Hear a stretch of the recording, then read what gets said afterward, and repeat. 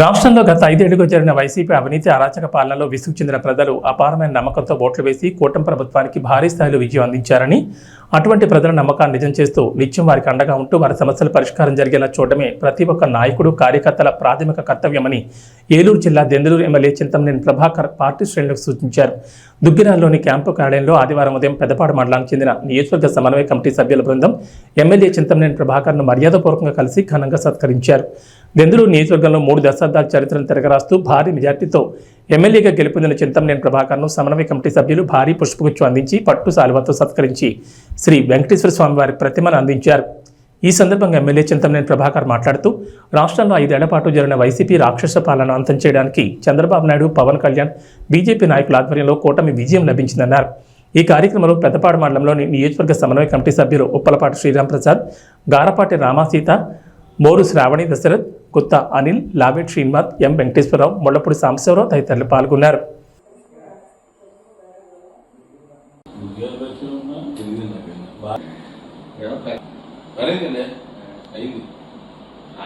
Miss అయిపోయాం. నువ్వు తెల్లారి హైదరాబాద్ వెళ్ళావు, తర్వాత మేము 2 రోజులు ఇక్కడ ఒకరోజు హాస్పిటల్కి వెళ్ళింది. అందరూ కలిపి 1000 మందిని పెట్టుకున్నారు. బాగా అర్థం కదా, ఎందుకంటే ఫస్ట్ రెస్పాన్స్ మేము మళ్ళీ అలా కాదు ఏంటి ఉంచుకుంటాను గుర్తుగా అనుకున్నాం 4 రోజుల క్రితం. అయ్యో మేము 200% కూడా చెప్పాల్సిందా చెప్తే అలాగా కలిసి మళ్ళీ ఇదే మెజార్టీగా లోకల్ బాడీ ఎలక్షన్ ఇదే విజయాన్ని